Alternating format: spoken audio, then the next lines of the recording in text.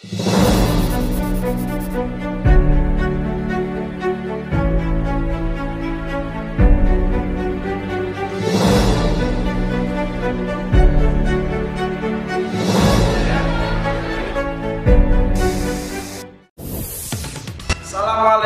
warahmatullahi wabarakatuh.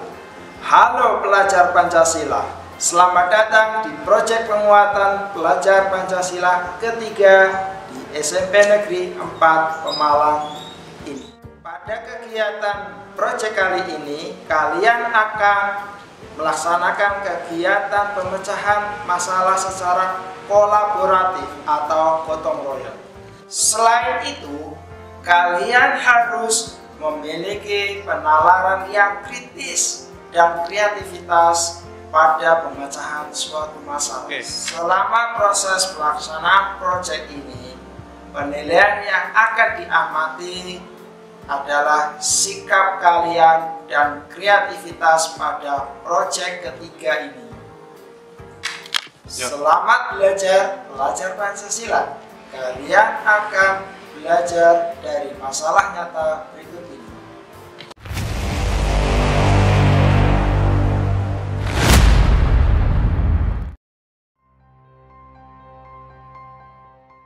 Sebagai orang Pemalang, kita tentu bangga dan mencintai seluruh budaya dan keanekaragaman potensi yang ada di Pemalang.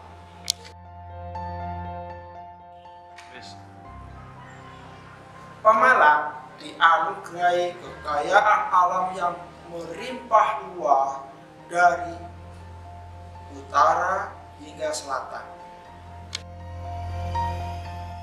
Di utara, Pemalang mempunyai lautan yang dianugerahi menghasilkan bertonton ikan sehingga dimanfaatkan kita setiap hari.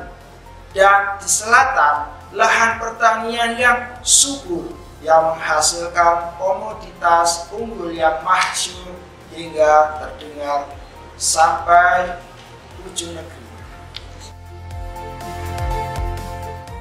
Pemalang itu kaya.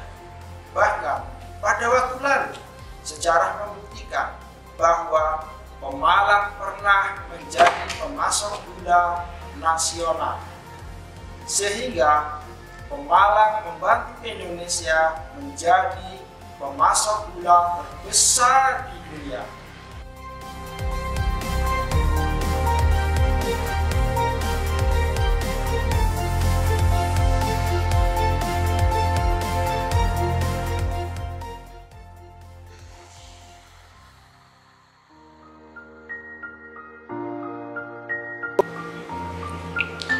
Sejarah itu membuktikan bahwa kita adalah cucu dari petani yang hebat, petani pejuang pembangunan Pemalang.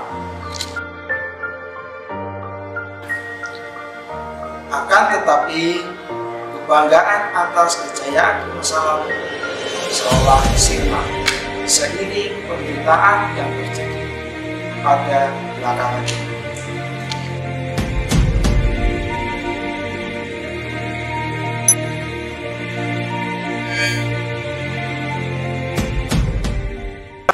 Negeri yang kaya berubah menjadi miskin.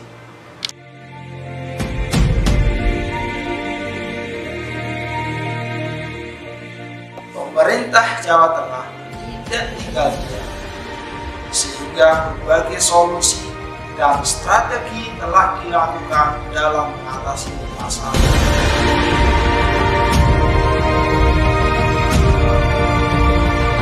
Pertama, data dulu yang paling berat. Yang kedua, bagaimana kita mengklaster. Yang ketiga, kemudian metode apa yang digunakan untuk cara mengentaskan. Setelah itu baru sumbernya. Sumber ini ada sumber anggaran. Jadi kalau pola kebijakannya sudah sumber anggaran. Nah, sumber anggaran itu bisa dengan APBN, APBD provinsi, kabupaten kota, CSR atau masyarakat. Ini yang kemudian mesti kita jadikan satu.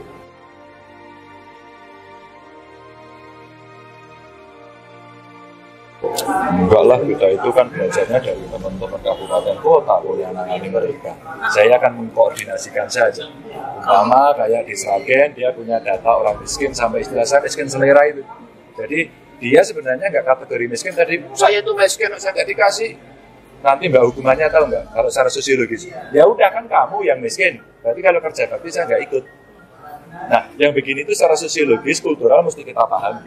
Maka, lo Anda gimana? Anda pengen miskin, ya sudah dikasih kartu miskin kalau nggak malu.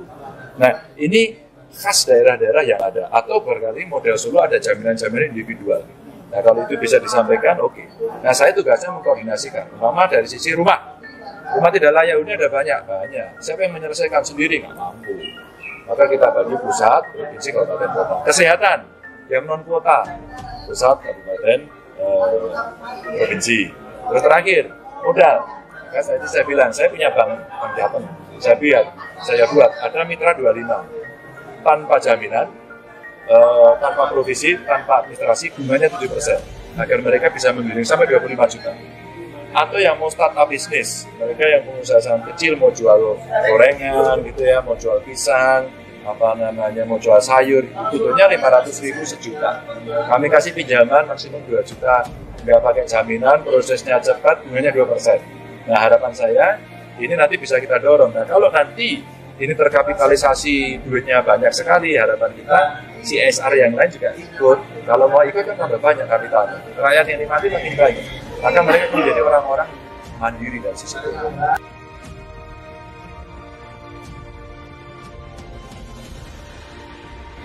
Menurut saya ini bagian dari sinkronisasi harmonisasi harapan saya. Jadi mensinkronkan data, terus kemudian mengharmonisasi kebijakan, sehingga kemudian semua inline sama. Judulnya, harapan saya dalam acara ini adalah mari mengeroyok orang-orang miskin dengan kebijakan untuk pengentasan kemiskinan yang terstruktur, yang sistematis dan terencana dengan baik. Sehingga nanti ke depannya ini akan selesai dan kita bisa ukur. Istilah saya mesti ukurable. Ukurable. Jadi measurable-nya itu sampai tahun berapa mesti kita selesaikan, siapa berbuat apa, seperti peta ini. Jadi kalau kemudian ada yang merah, mesti prioritas. Nanti agak coklat, prioritas di bawahnya, kuning di bawahnya, hijau nggak prioritas. Nah setelah itu, mudah-mudahan kayak Semeru bisa membantu kita yang sudah per desa. Nah inilah undang-undang desa.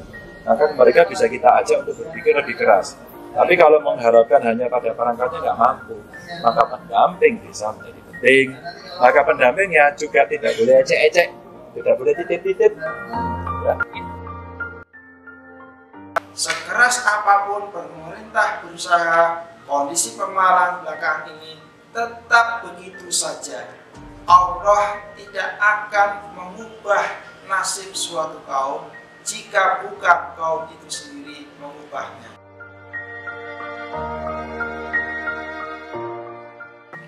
Kita harus ikut serta bergerak. Kalian semua adalah harapan. Jadilah penggerak dan percayalah langkah kecilmu akan merebut kejayaan. Pemalang ikhlas, Pemalang maju.